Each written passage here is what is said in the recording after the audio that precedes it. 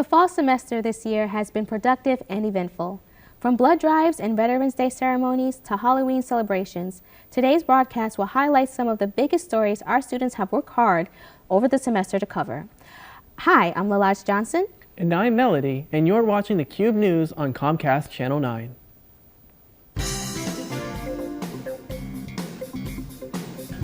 This is Cube News on LC3 TV. The fall semester started strong with the annual Welcome Back Bash on main campus in Nanticoke back in August. As per tradition, the bash was held in the campus center, bringing both new and returning students together to start the academic year. Let's take a look. Kicking off this year's fall semester, the Welcome Back Bash was held on Wednesday, September 13th from 11 a.m. to 1 p.m. on the third floor of the campus center. Games, prizes, club, and athletic information were offered up at this big event, which attracted students and staff from all over campus. For some, free food was the main attraction. The food right now is pretty great. I'm having a great time eating it. Others stopped by to take part in an iMac raffle put on by the IT department. The Bash's most unique event was an arts and crafts workshop held in the Trailblazer Lounge. Here, attendees designed custom plastic license plates, as well as collage signs made from photos that featured images shaped like letters.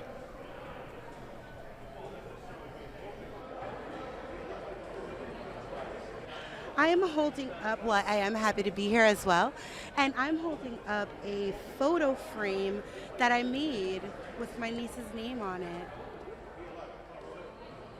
This is my first time doing this.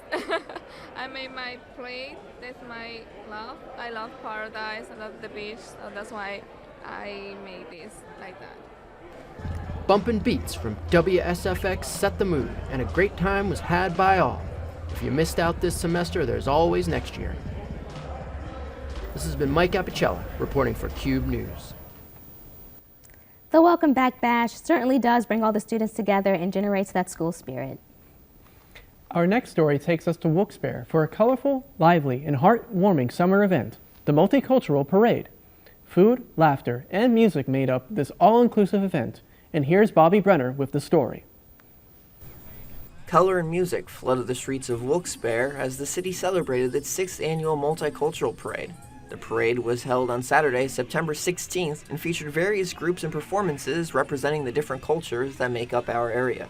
This is the 6th year of the festival. Downtown Wilkes-Barre is celebrating the cultures and the rich heritage of the people that actually make the city and home of the Valley with the Heart. Performers from the Dominican Republic, Ecuador, and Mexico were some of the many groups that celebrated their heritage, with some spectators joining in on the action. The parade was followed by a festival of food, music, and live entertainment. It's been really fun. It's great. Anytime that there's an event on Public Square where it gets the community out, it's always a great time. And we have been making lots of different crafts, and the kids have been having a great time. Wilkes-Barre has a history of being a cultural melting pot, providing home to immigrants for centuries. Organizers hoped that the festival would serve as an educational experience to those who may not be too familiar with other cultures. Food is one of the best ways to bring people together, and the food that represents the cultures and the backgrounds of all these people and all the people that participated in the parade today is a terrific way to bring people together in the center of the city, to mingle with each other, to learn about our cultures, learn about where we come from, what we bring to the neighborhoods. And that's the first step. That education is the first step in building those relationships within the communities that are already established, with people that are interested in coming to those communities and want us to learn about their culture as well. Enjoy yourself today. Enjoy the sunshine. Celebrate culture. Celebrate your family. Celebrate your heritage. And have a fantastic day. Thank you so much, everybody. The festival concluded at 5 p.m. on Public Square in Wilkes-Barre. It certainly looked like a great event for everyone who participated. LCC's baseball field received a much-anticipated makeover. Practice was put on pause while workers fixed the field, but now the team can get back to practicing and preparing for the upcoming play season. Here's E.J. Samuel with the story. The LCCC Trailblazers haven't had a baseball game since COVID put the entire athletics program on a hiatus in 2020. The bleak condition of the baseball field at LCCC is proof of this. But the athletic department has finally decided to make a change. Athletic Director Tyler Russell gave insight on what it took to put the team back out on the diamond. We found who we thought would be the best to lead our baseball team to bring that back, and we hired Ross Turetsky, who is the head coach now. And then from there, it was just trying to recruit guys. At the end of the entire semester, he was out recruiting. The condition of everything from the swampy field to the overgrown bathroom facilities and even the batting cages and the bullpen will all be changing very, very soon, according to the college. They're working on all the ancillary pieces that go with making sure the baseball field is ready, making sure the fences are good to go, that the batting cage will be ready to be set back up, the mound is right, the bases are all installed properly, things like that. The men's hardball team had enough signups to get exhibition plays this season. Pitchers, catchers, and field position players are forming a team of 14. College President Thomas Leary acknowledged the Luzerne Athletics history and what training they have to go through every day to make it possible. Student athletes obviously prepare very diligently in practice. The games, the intercollegiate games, are something that I think people look forward to. Between the field being fixed and the team getting all back on track, there's a lot to look forward to at Luzerne County Community College. For Luzerne TV, I am E.J. Samuel. I bet the team is happy to get back to practicing. Campus security is extremely important for students, staff, and visitors at the college. Lately, there have been talks about increasing campus security to ensure that the college is a safe place for everyone who attends. We have Javar Josie to tell us the story. All across America, there has been a growing number of mass school shootings, from elementary schools to colleges. This has been an unsettling trend. According to CNN, there has been an alarming 53 school shootings this year, with 37 of those being colleges and universities. According to one student at LCC, it is becoming to put a strain emotionally and mentally on students and staff. Obviously, it's, very messed up, and like us as students, we shouldn't have to worry about something like that. We should be able to get our education, and that should be it, and not have the fear of losing our lives or something. In light of the current temperature of our society, a professor at Luzerne County Community College, Tom McHugh, has interesting views on this subject. I think that we have a great security team who are well aware of the situations that might happen. And I do have concerns, and I think that need to be addressed. Most of the classrooms do not lock from the inside. Head of security at Luzerne, Doug Fallbush, has preventative and security protocols in case of a tragedy. I have brought in representatives from the Hanover Township Police Department. They have their own active shooter training program that they provided to our staff and faculty. So we also provide our staff and faculty with a training program called ALICE, which is actually an active shooter online training program. Students at Luzerne can also go on the student intranet for training videos, and there's information in the event of an active shooting. Whether staff or students, in case of an emergency, you can contact a number 570-239-0128. This is Javar Josie from Luzerne TV. It's reassuring that the student safety is taken so seriously. 9/11 is a time of year of remembrance for most Americans, regardless of generation. Though the tragedy happened 22 years ago, it's still relevant today as colleges around the country commemorate the date with remembrance ceremonies and processions. Here's Barbara to recap our college's ceremony. September 11 falls on a day where the LCCC dedicates a service every year to commemorate the 9/11 victims with the Walk of Honor Memorial. Students, faculty, and local dignitaries and a community member gather to remember 9/11. Rebecca Brominski, Executive for Institutional Advancement, recognizes how important this day is. It means everything. For us at the college to continue to do this, it's so important. For our college community, for our greater community, it's important to never forget. The 9/11 ceremony triggers emotion for those who were involved in the service. Veteran Frank Balaki from Shaytown has a personal attachment for the local community event. It means a lot because to see this many people come out and really appreciate what everybody did for our country. During the ceremony, individuals delivered speeches expressing their thoughts and emotion regarding the events of 9/11. State Representative for the 119 District Alec Renkavich attended the memorial service, and this is what he had to say. When we hear so many speakers get up at the podium and talk about that next generation of community servants and public leaders that are preserving this country and fighting for the next generation. The Nanticoke and Berwick Fire Department raised the flags to pay homage to the victims. This is the annual 9/11 service, important for the community and the college. This is Barbara Lassenberg reporting for Luzerne TV. What a lovely ceremony, and so heartwarming to see the students participate in that. For some Halloween news, Nanticoke seems to be the place for all things spooky during Halloween. From the filming of Nanticoke, the zombie apocalypse movie, to elaborate yard designs, we've captured one of Nanticoke's best displays with props to give you the goosebumps. Here's Mike Apicella with the story.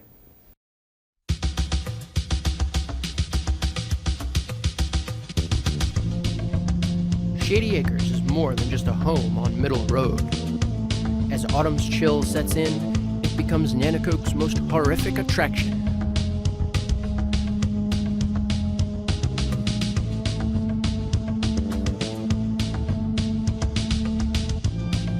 This is the home of former art teacher and local entrepreneur, Karen Mehta. Every year, Mehta lets her imagination run wild with a fearsome Halloween yard display. Demons, ghouls, psychos, and zombies. They're all there. If you love a good scare, you can swing by Shady Acres anytime in October.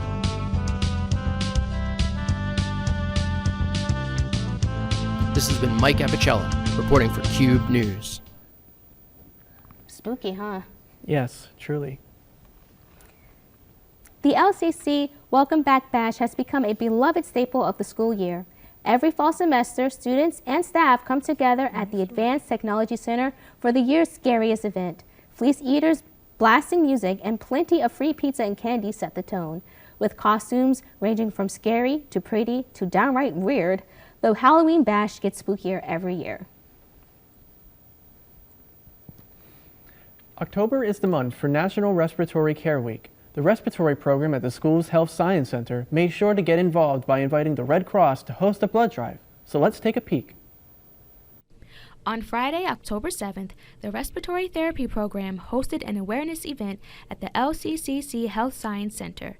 The American Red Cross was also in attendance and hosted a blood drive. Students were encouraged to get involved by donating blood to patients in need. I feel like a lot of people are afraid. They think it's going to hurt. It might sting a little, but it's just an easy way to say, it's a lot better than being the person who needs the blood, so. Right. This was the RTT's first year hosting a blood drive. This is the first time that the respiratory program has sponsored one. Luzerne has had them in the past, but we're hoping to start a tradition, like maybe twice per year. The students are actually helping set up some games for people that are waiting. They set up a display, they're donating, and they've advertised it. The American Red Cross started the National Civilian Blood Program in 1947 and have hosted countless blood drives throughout the years. The event was held during National Respiratory Care Week. There were snacks and games at the site, as well as an information table about the respiratory therapy program. Respiratory Care Week is this week, the last week of October, and we're trying to promote our program.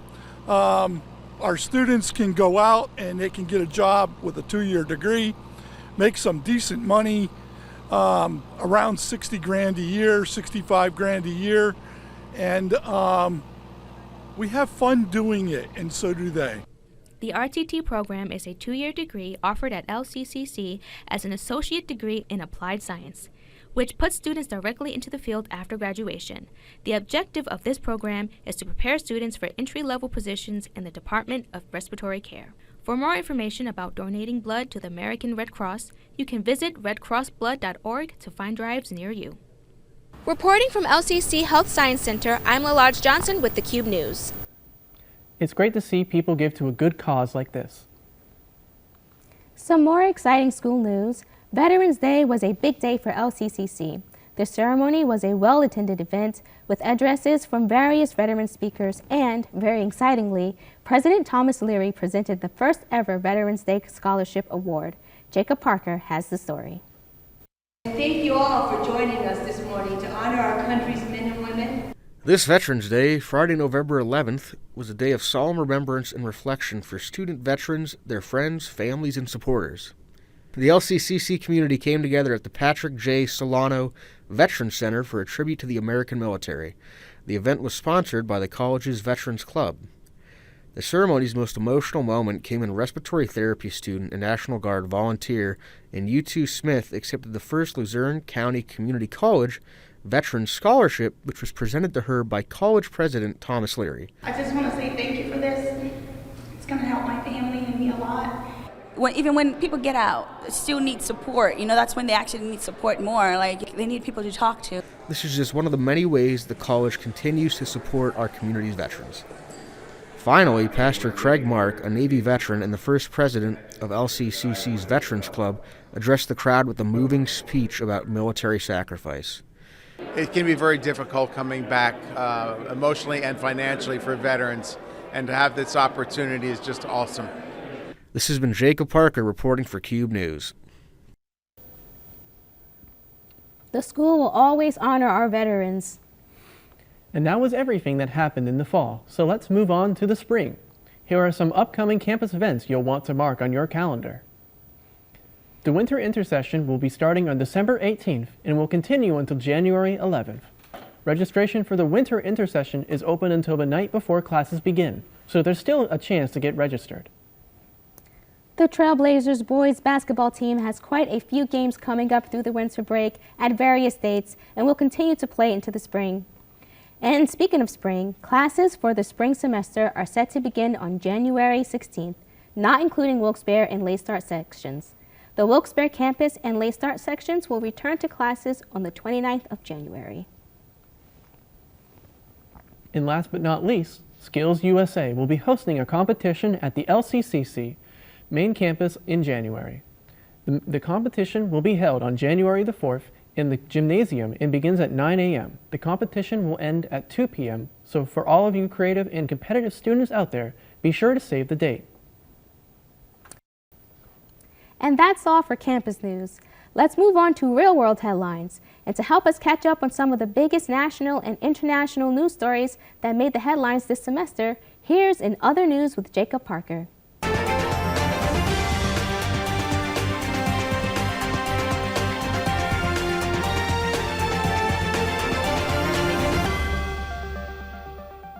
There's been a lot of big news over the past few months. Let's not waste any time and get right into it.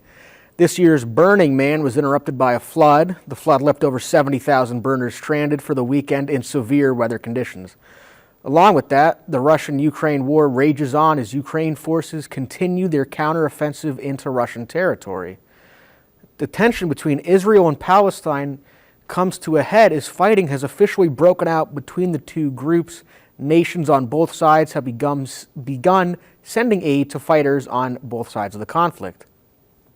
Hurricane Lee, which was the third of the Atlantic hurricane season and caused around $50 million in damages throughout the month of September this year. In political news, Kevin McCarthy has vacated the Speaker seat, marking the first time a Speaker was successfully removed by the House, with Representative Mike Johnson taking his place. In early December, the U.S. House of Representatives voted to expel New York Representative George Santos from his seat. Santos, a Republican, represented New York's 3rd District. He was expelled over ethics violations, making him only the 6th lawmaker ever to be ousted from the chamber and the first member to be expelled from the House in more than 2 decades. In economic news, the United Auto Workers strike ended their 6-week-long strike this October after union leaders reached a major deal with the 3 big car manufacturers, General Motors companies, Stellantis, and Ford Motor Company. The deal features a 25% pay increase over 4.5 years with a cost of living adjustment. Rupert Murdoch, longtime owner of Fox, has officially passed ownership of the company to his son, Lachlan Murdoch. After 6 months of negotiations, the SAG-AFTRA strike and WGA strike has officially come to an end, with the two unions reaching a lucrative deal with Hollywood executives. After months of review, Microsoft has officially closed a $69 billion deal for the acquisition of Activision Blizzard. This deal secured Microsoft's position as the biggest video game company in the world. In pop culture news, Taylor Swift's Eras tour has come to an end. The tour was not only her most expensive tour yet, it was also the biggest tour ever performed by a woman and the second biggest tour in history. Disney celebrated its 100-year anniversary with a variety of new and exciting rides, attractions, and the release of their new animated movie, Wish. After a long break and the death of two of the original band members, the Beatles returned with their final song titled Now and Then. The album was created using cutting-edge AI technology and has been in production since the mid-90s. In science news, with November reaching record-high temperatures, 2023 has officially solidified itself as the hottest year ever recorded, continuing the trend of every year being hotter than the last. A new dinosaur has been discovered in China. The Fujian Venator prodigiosus was a strange pheasant-like, bird-like dinosaur with elongated legs and arms built much like wings. The Fujian Venator prodigiosus is believed to be the missing link connecting dinosaurs with modern birds. I'm Jacob Parker, and this has been In Other News.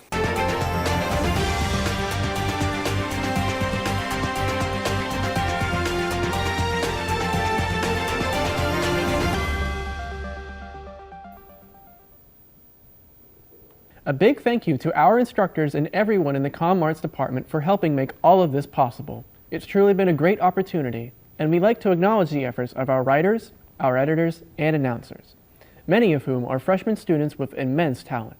We expect the best to come from our Comm Arts students in the future.